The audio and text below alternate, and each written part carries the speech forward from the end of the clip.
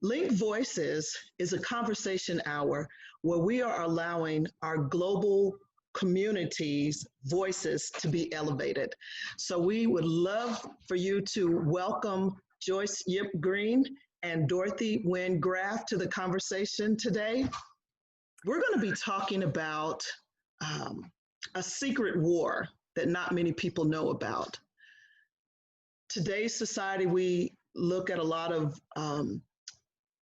things that are going on in our communities and in our global communities, and refugees is a huge point and a huge issue that everybody's talking about. But we're finding that we have refugee status who've been here for quite some time in the United States, and we want to talk about how that happened and where they go from here. So let me turn this over to Joyce, and you can tell us who you are and how you got here. All right. Hi, everyone. Thank you for joining us. I'm Dr. Joyce Greene, and I'm one of the co-founders of Linc International. I'm also a licensed marriage and family therapist, an international psychologist, and I've been working in the field of mental health for over 20 years. I am so excited to be here and talking with my dear friend, Dorothy, Dr. Dorothy, as we know her. And this whole thing started because Dorothy and I, we live in the same community. Our kids go to the same school. And I knew her as Dr. Dorothy. We were parent moms together, or class moms together, right? In the same class. For the last 3 or 4 years. 4 years. Yes, right. And I think it was maybe 6 to 8 months ago, we were just talking and discovered that we actually have very similar immigration stories. So I came over with my family in November of 1975. My family came from Laos. And this was a time during the end of the Laos Civil War when the Khmer Rouge attacked Laos, and we were forced to basically flee.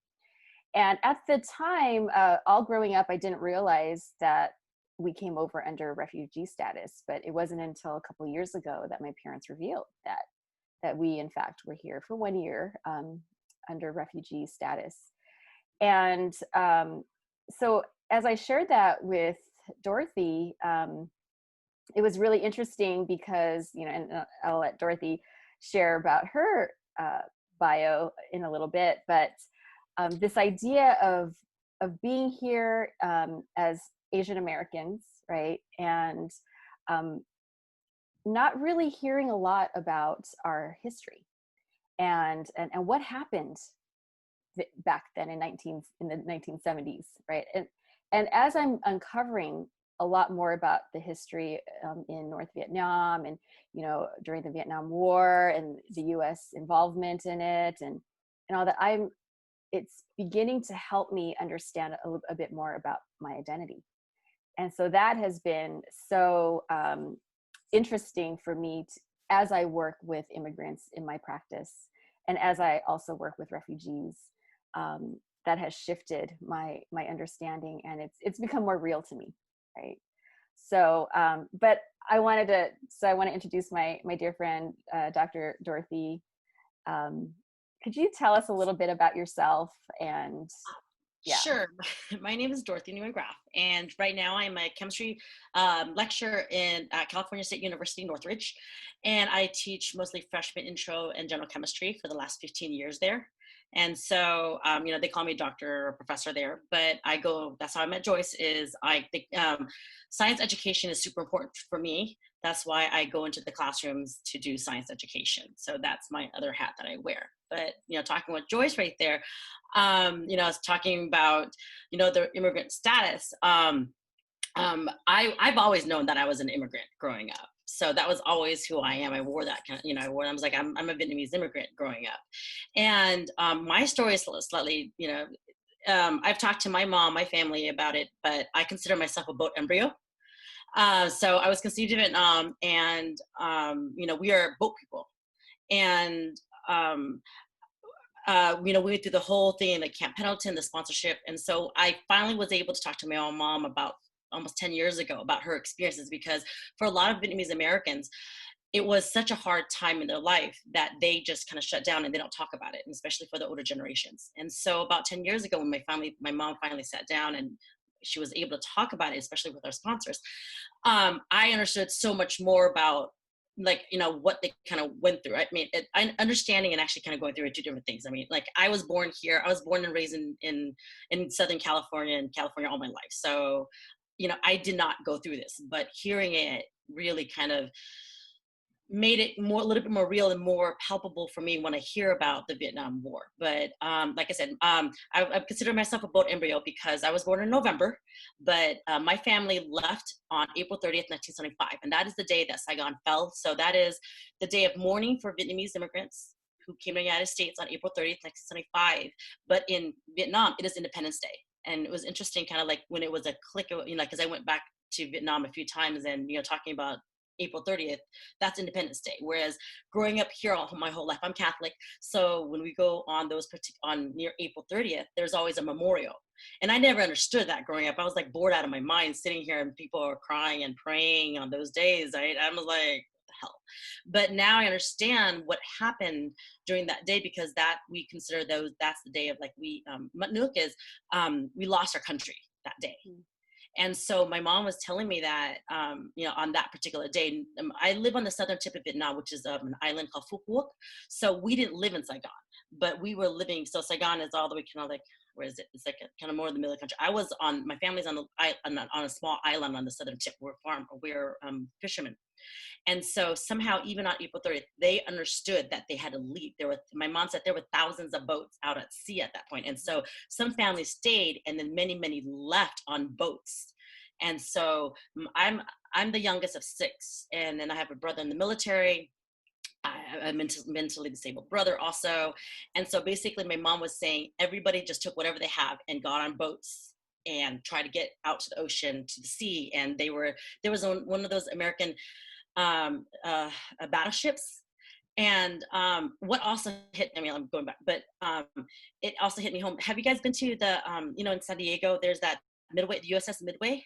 Oh yeah. So there was Beautiful, a whole exhibit. Beautiful ship. Yeah. Yeah, there was a whole exhibit on the Vietnamese American experience there too. And I read it and I was just like, oh my God, because a lot of this was like my family's experience, where these ships, these battleships were picking up these, Vietnamese refugees up, basically from the boats up, and then up to a certain point where they just couldn't take anymore. And so my family says that my family was lucky, one of the lucky ones to be picking up on the ship, and then and taken, to, I think my family said they went to Guam, and then my family went to Camp Pendleton. And so I've heard about Camp Pendleton all my life. I didn't know about it. And Southern California, not that 2 hours from here. But, it was a memory that my family had at camp. They were at Camp Pendleton. That was one of the second stops, first stops in the United States that they were at, where there were thousands of makeshift, makeshift camps for Vietnamese. So your family went from South Vietnam to Guam. Yeah. And then to the United States. Yeah. Okay. And my family went from Laos, and my dad has relatives. My extended family was in Indonesia. So we stopped in Indonesia before then we came to the United States. But who did you go with? We went with them wherever the American ships took us. So who took you to Indonesia? I mean, we didn't know anybody. We were. Yeah.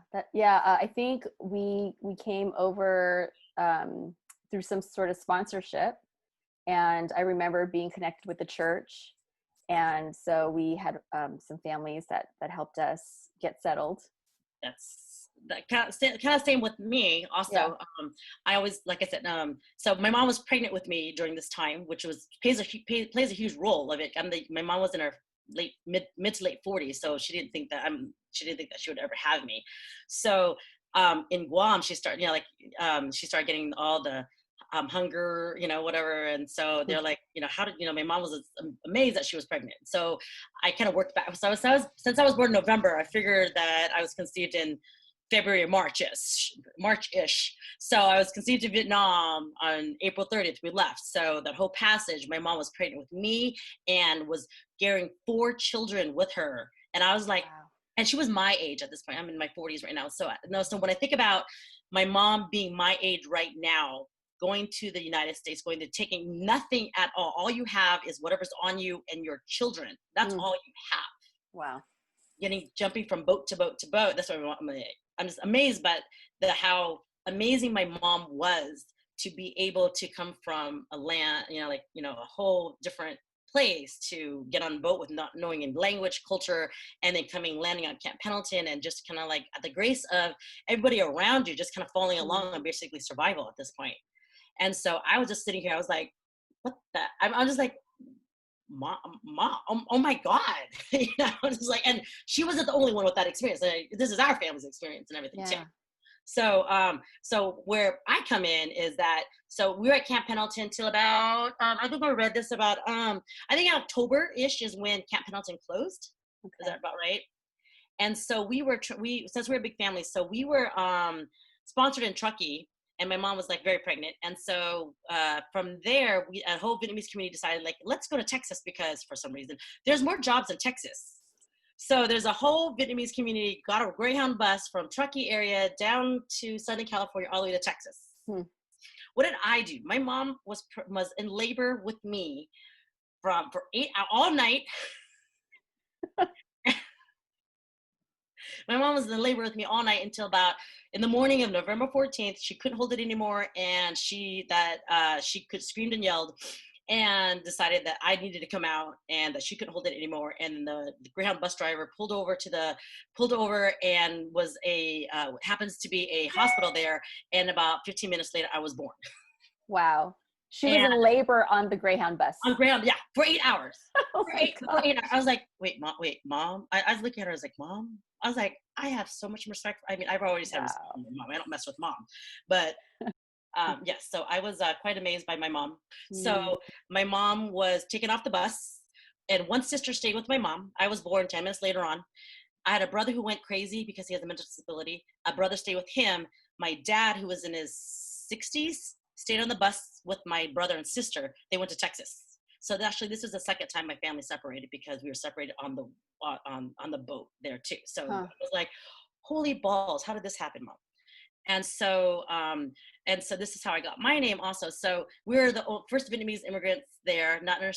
We have no insurance. We don't understand a word of English. We're poor. We got nothing on us. And so the hospital called a church organization, and they're like, come. And so a lady comes from the church organization. Her name is Dorothy.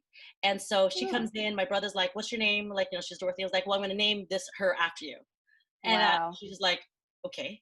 And so 2 or 3 days later, my mom, not knowing, so they got an airplane flight. This is in Redlands. So they drove her and my sister to go to LAX in 1975. And my mom basically walked to the tarmac, not knowing, after delivery for 2 days, and got on the plane to go to Texas to see my brother, her husband. And then my brother stayed in Riverside with my other brother, because he was at a hospital. And so our first Christmas is in November. So first Christmas, our family was separated again. And my brother staying, Texas did not pan out as much as we wanted. There's no jobs. And so my brother convinced this church organization, Redlands, to sponsor my whole family to Redlands because of that. That's how you ended up. That's how it ended California. up in Redlands and back in California, because they got, the church organization, they got a house for us. They got us, my family in school and all that stuff and everything. So all this time, thank you for sharing that story and the resilience of your family. All of you, and the separation, there's separation and then coming back together. How did you eventually come to Southern California? Well, that sponsored family sponsored us in Redlands. Right. And so that was about 2-3 years. Okay. My family, we're always looking for opportunity. Asians are always like looking for the next opportunity. We don't sit still, as you know. Yeah. And so we're always like, where's money? Where's jobs? Without money, without survival. Jobs, right? survival. Yeah. So we had to fight survival. And so they found that there was, you know, when you call family, friends, where everybody is, so we could build a community. Kind of reach out to your larger network. Yeah. And so any other people from your region, yes. right? And so our sponsors were great, but they don't speak our language. They don't understand our culture. They don't understand our customs. And so they can't really help us out in that way. And so there was a large Vietnamese population starting to grow in San Jose, California. And so there were jobs there. And so that's why we moved up to the Bay Area, San Jose. That's how we got settled there. So we were living up in the Bay Area, and then I moved down because I went to graduate school at UCLA. But that's why I'm here right now. But my family is still up in the Bay Area. I'm the only one that moved out and got married and stayed in Southern California. But everybody. Well, I think you mentioned to me earlier that you're the only person in your family that graduated from college. Yeah. I mean, my family would, my brothers and my sisters, and when they came here, like, you know, I mean, I'm so grateful for the opportunities I have. I mean, I am blessed for everything I got right here. Because my brothers and sisters came when they're their late teens. They're 17, 18, 19, 20. My brother was 14, 15. And so when they came to the United States, they had to start high school. Not understanding the language, not understanding the custom, not understanding like the whole. So much harder. It's so much harder. As a teen. Yeah. Oh my gosh. And so and when you graduate, it's like, they did not have the opportunity, like, hey, let's go to college. And, you know, they're like, we have to work or we don't, you know, we don't survive. And so a lot of them had to go to work right afterwards so that, you know, to make ends meet. I mean, my family's doing well. We have, you know, after 40 something years, you know, we're doing pretty well. But are your families business owners? No, we are not. No. Okay. No. Yeah, and I know some of them are, but no, we're not business owners. We work in the high tech industry, like how a lot of San Jose, the Bay Area is the tech industry. So we work there, but you know, but I'm the only one that was able to go to, you know, I went to Santa Clara University because, you know, like I was a good student, but then I had the whole high school experience. You know, like I grew up here in the United States. I'm considering myself an American. But my family never got that opportunity because they came at such a later stage in their life. And I went to graduate school because I had the opportunity to. I didn't have to worry about, we have to make money or we die, or, you know, survival. I wasn't, by the time it got to me, we weren't surviving anymore. And so I'm so grateful for everything that they gave me, because they gave me an opportunity. And that's what, you know, like a lot of, they're not first generation, the immigrants, the recent immigrants, they come here not for themselves, they're coming here for the future, for the next generation of the children. And it really kind of shows. And it just, like, you know, I'm so grateful for that. I also went back to Vietnam. I saw the house that my dad built, and I'm all like, you know, if I did not leave and my family did not leave in 1975, that is where I would be right now. And I'm so, you know, grateful that, you know, I have an education, I have a family, I have a house, I have a job, I'm, you know, where I'm at today, because my family decided to make that step for the future generation, not for themselves, but for the future generation like me. There's so much to unpack here. And Karen, I feel free to chime in with any questions that you might have, and let's make this a conversation. Yeah, well, I do have a question for the both of you. We are in Asian American Pacific Islander Heritage Month. And again, thank you, ladies, for joining us for this conversation hour. And we're also in Teen Self-Esteem Awareness Month.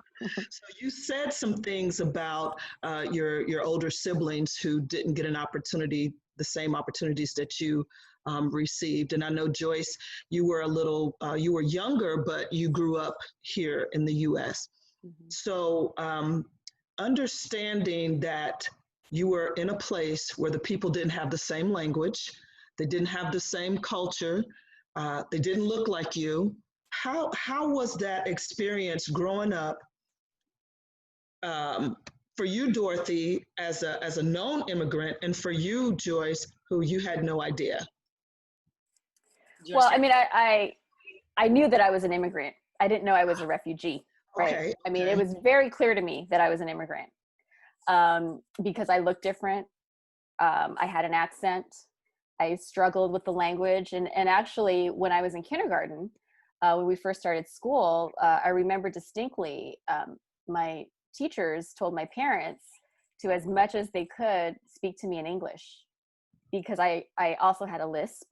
right? So at age 5, as I was learning English, I had a hard time. And so they said, don't speak to your daughter in the native language, only use English at home.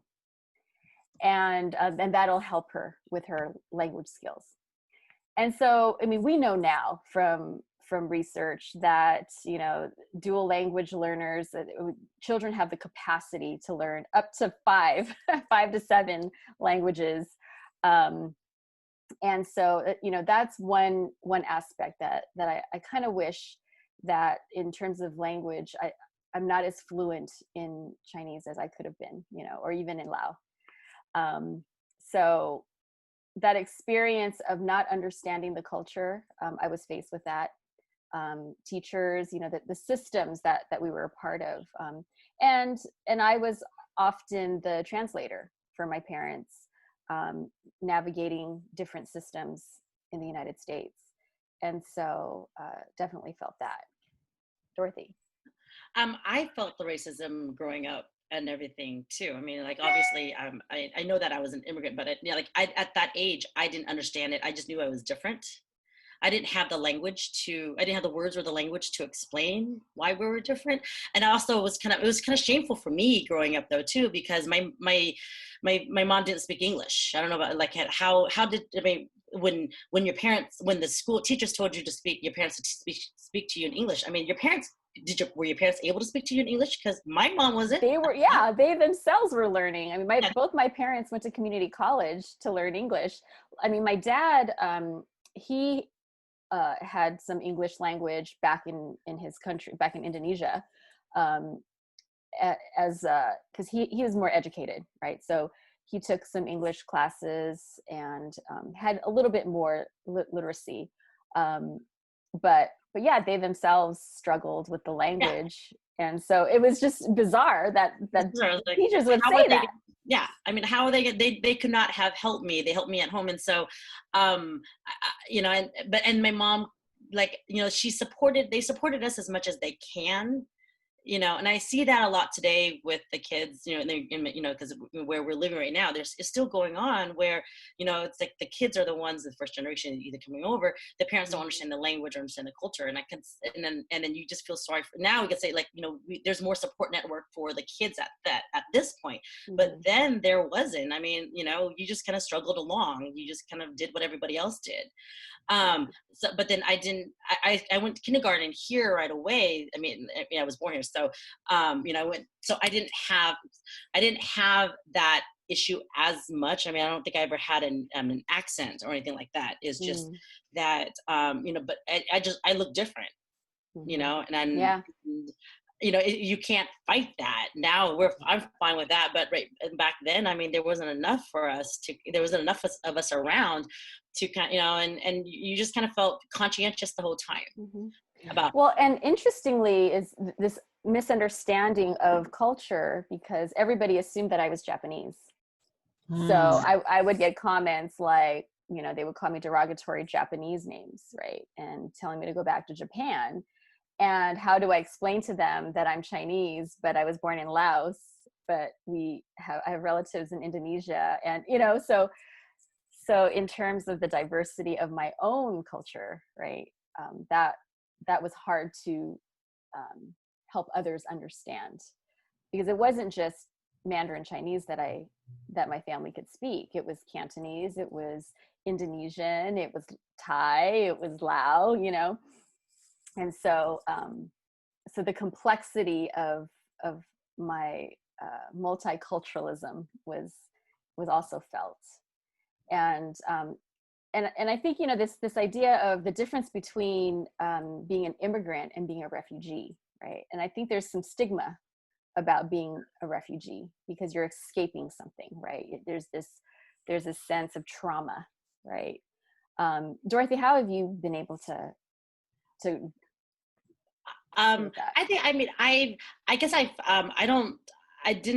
I've always had a very positive experience. So I've always had, like, my family was always, you know, there. I mean, we just kind of like trudge along, and, you know, you're in survival mode at that point. And I was kind of, luckily I was sheltered enough about it. Mm-hmm. So I didn't kind of feel it as much. I felt it more at school, where I knew I was different, but I was home, I was kind of a baby. I was babied all my life. Mm-hmm. So I didn't have to struggle in the workplace because I was such a little kid at that point. But then I know that the trauma would be more if you're older, coming in, you're 18, 19, you're, coming into a whole new culture, whole new language.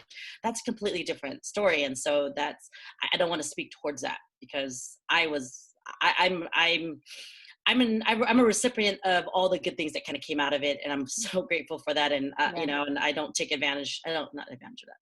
I don't take it for granted. Take it for granted. Yes. Yeah. So let me ask you a question. Oh, good. At what point do you stop being an immigrant? Is that a valid question? I never thought about that. Because I always, I consider myself a Vietnamese American.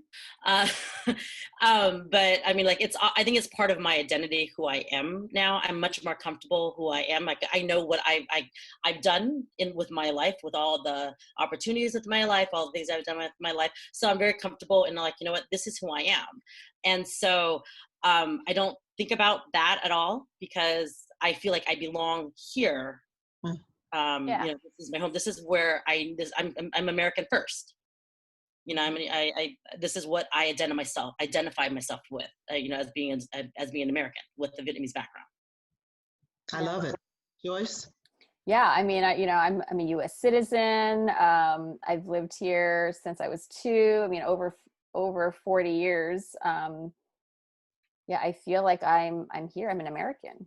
Yeah. I consider myself a Vietnamese. When I go back to Vietnam, I don't feel I stick out like a sore thumb. I don't feel that is my home there. Right. I feel that I belong here. Mm-hmm. For sure.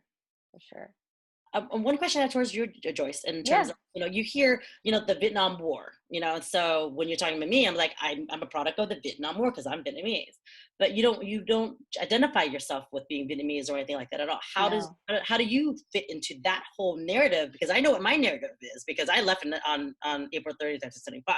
Yeah. You don't have that. You're from Laotian, right. Chinese from Laotian with family in Indonesia. There's no Vietnam in there. So how do you fit in that? Right. And that was so interesting to me too, is that, I feel like Laos was kind of the bystander, right? And we were affected by it because of what was going on in Vietnam. And so as a result of the Vietnam War and all the conflict that has happened with the Viet Cong and the North Vietnamese coming into Laos, we had to flee, right? Because then that's when Laos fell to communism in 1975. So, war, it's a global thing. It happens in one region, but it affects everybody else, right, around. And so, the fact that over 2 million left that region, right, from Vietnam, from Cambodia, from Laos, because of the conflict that was going on in Vietnam. So I feel like we're all interconnected. Yeah. And so what happens in one region will affect all of us. What's happening with the refugees in Syria, it's affecting us too, right? So definitely. I think that was a great point for, for Joyce, for you to bring that up, because, I identified like Vietnam War, but you're not. And so that whole region right there, the Southeast Asia, where there's the borders, the country of the borders is very fluid. Right. And that, it doesn't stay in war and conflict doesn't stay in one place. It does affect a lot of people without even understanding the whole ramifications. Yeah. And as I was doing some research on this, it's so complex, right? There's so much more that I need to understand about that part of the world during that time. And it's not talked about too much of what happened in Laos.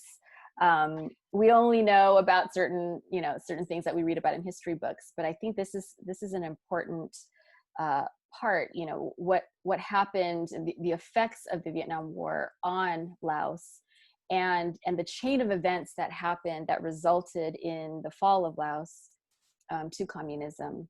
I think those are things that people don't talk about too much, and so that's my goal. I'd like to learn more about it. And that's part of the reason why I invited you to come join in our Linc Voices, so that we can start this conversation and how amazing it is. And, one thing, Dorothy, that you and I share is that we're both PhDs, right? Yes. And I remember looking at you at school and being so like, that's Dr. Dorothy. I want to get to know her, because how many other Asian American PhDs are there, right? More than you think, but in the sizes, who's loud and is energetic and talkative, and there, because I know that the typical, I mean, with quotation, right? I mean, like the stereotype female is the quiet one, and that is so not true at all for the stereotypical, Asian Americans at all. And so I know that I have to be out there, as a female, as an Asian American, as a scientist, you have to be out there and presenting that, it is okay to talk about your experiences. And I think that's, I remember trying to talk to my family about their experiences, and a lot of them don't want to talk about it. Some do, but a lot of them chose to shut down and not remember what they went through. And so it took a long time for my mom to be able to talk about it. I know my sister still won't talk about it. I can't talk about this with my sister. She won't. Yeah. She was 17 or 18 when she came here, and it was a traumatic experience, and she still won't talk about it today. And I don't think they ever heal about it. I don't think they ever heal, but they're now in their 60s right now. And so, they just learn to deal with it. I freely talk about it because I want to talk about the experience. I want to talk about, because it didn't directly impact me, but I didn't directly go through it. I'm trying to find out more about it. And the way I find out more about it is talking about it. Right. And you and I talked about that first wave of immigrants, right? And during that time, and how they're getting older. They're not here anymore. My mom. A lot of them aren't. Yeah. And the stories are starting to die out. And so, part of my goal and that's been on my mind and on my heart is to try to preserve some of those stories. So let me ask you a question. What does those stories, what do they mean to you as a woman, as an Asian American? What do they add to you as a person in terms of your understanding of your sense of self and how you fit in, not just as an American, but as an Asian American female? Well, just the story of resilience, right? The story of resilience, the story that, the fact that it happened, and why aren't we hearing more about it? That in itself, the silencing of stories, I think bothers me. And so, I feel like certain things get talked about a lot more than others. And this particular part of history and this particular group of people that came over 1975, I want to find them. Where are you all? Come talk to me. I want to hear your stories. I want to learn about your experiences, because I think that a lot of our society was built on, especially in these regions, right? In Southern California, in Northern California, or, actually all over the United States. There's a lot of businesses that have been developed. There's just a lot of contributions that these first wave immigrants had. And so I want to hear about it. And I think it inspires me. It inspires me as an Asian American woman to speak out more, right? To elevate my voice. And that's what I so admire about Dr. Dorothy. You can hear her a mile away on campus. I'm sorry. I said you're breaking those stereotypes. I'm like, I was like, I know. I'm like, have you seen my family? I'm the quietest in my family. Right, Joyce? I'm like, they talk a lot. It's like, it's just what the general public, the perception of what the general public has. But I'm all like, yes. The Asians, Americans, the Asians I know, oh hell, they're not quiet. Oh no. Right. We are loud. they're loud. And so I want to make sure that it's not only loud in the family, but I'm all like, we got to be loud everywhere. Yeah. And so, that's why, as a chemistry professor, I kind of exude that also in my classroom, that they know I'm Asian, right? I don't hide that at all.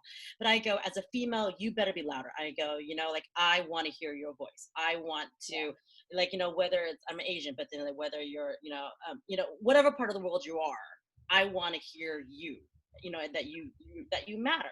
And so I'm at my point in my life that I've been able to do that with whatever platform I have, with the education I have, and that being in front of the classroom, I'm given that opportunity.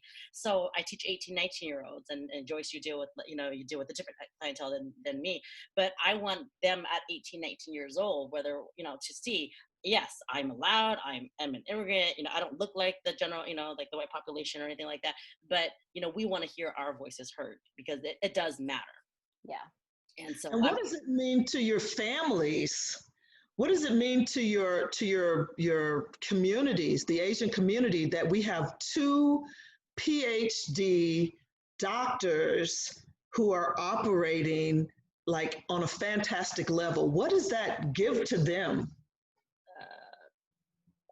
Joyce, I'm like, pride.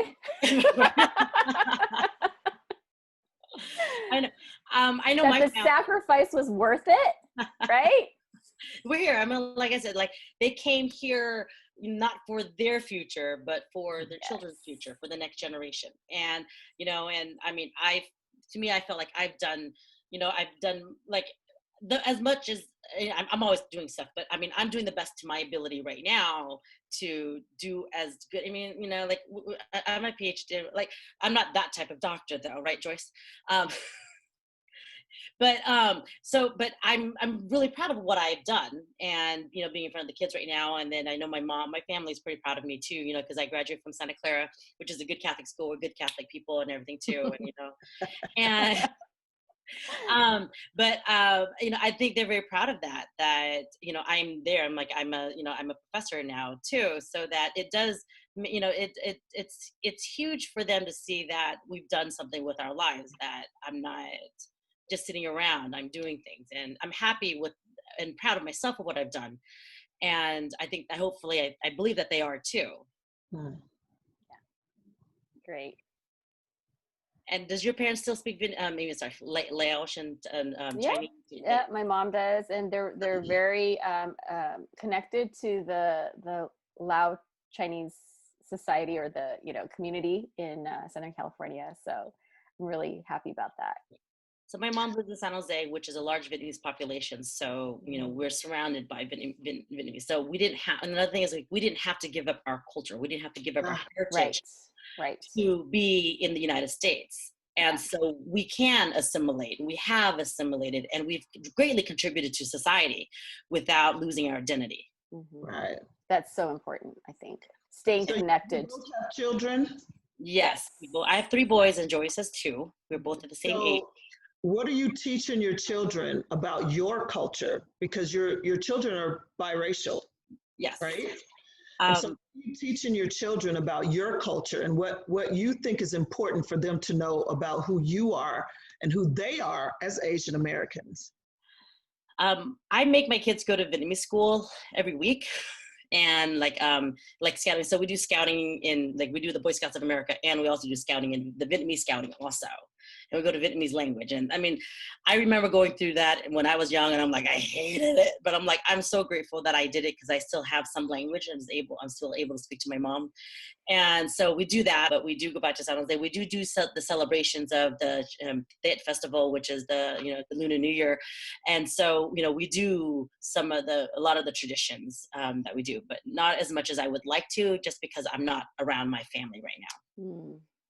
Yeah, I think, it's, I have a saying, when people refer to my kids as being half Asian and half white, I say, no, you're 100% Asian. You're 100% white, because I'm 100%, and, my husband's 100%, because you can integrate 100% of each of us, right? Because there's so much wealth of culture, so much knowledge. And, I encourage my kids to get to know the grandparents, to really understand and respect the different customs and cultures, and to really be open to learning more about culture and their own upbringing, from the different foods to the different beliefs to the different nuances and the different quirks. I was actually joking with my kid this morning. I said, "Hey, you got to be more Asian. Asians wear house slippers. Wear your house slippers." I know you're more Asian than I am right now. Well, I must be Asian too, because I do not like to walk around without slippers. Right. Yeah. I said, "Come on. You're Asian, wear your house slippers. Even Dad has house slippers on." We're barefoot in the house. Are you? I have to tell you, Dorothy, I was born on November 14th as well. Oh, we have the same birthday. Oh my gosh. Yes. Awesome. See? Well, I think this has been a great conversation, and I feel inspired, and I feel really motivated to do more of this. Thank you, Dorothy, for being here and for taking your time out of your busy schedule during lockdown to do this. And I'm glad that we can do this through Zoom. And we really want to continue this dialogue, not just amongst the three of us, but with whoever else is interested in learning and in sharing, and especially as we are in Asian American Pacific Islander Heritage Month. So Karen, you want to wrap us up? Yeah, well, I just want to say a couple of things. I really appreciate you ladies being on. After being in the military for quite some time, and I was an equal opportunity, I worked in the equal opportunity arena, and so every month we had an awareness or a heritage month that we celebrated. And of course, Asian American Pacific Islander Heritage Month was one that everyone looked forward to, and because the culture is so rich. I was in Hawaii, so we were close to Samoa, and let me tell you, and I was born into the military. My father was in the military, so I didn't have those same issues that some people had. I grew up around whites and Hispanics and Asians and everybody, so I didn't feel different because we all looked different as kids. And so I appreciate hearing those stories where people stood out and still have done the great and amazing things that you ladies have done. So I applaud you both. I wish you nothing but continued success. I know that you will. I believe that Linc Voices will continue, and I hope that you will join us again to continue this conversation. We can add so many other cultures to this and talk about our experiences. And here's one thing that I want to leave with us. When we celebrate a culture, that does not mean that we're demeaning another. And so a lot of times people will think that because I'm proud of who I am, or I'm proud of my culture, that I'm demeaning or I lessen someone else's culture. I think every single culture is to be celebrated, because, like you said, you have contributed so much to this world and to the United States specifically, and I want to applaud and salute you both. Thank you so much for joining us. Thank you so much, Dr. Joyce and Dr. Dorothy, for gracing us with your presence today, and we will continue this conversation in the future. Thank you very much. It was very nice talking to you. Absolutely. You're my birthday sister now.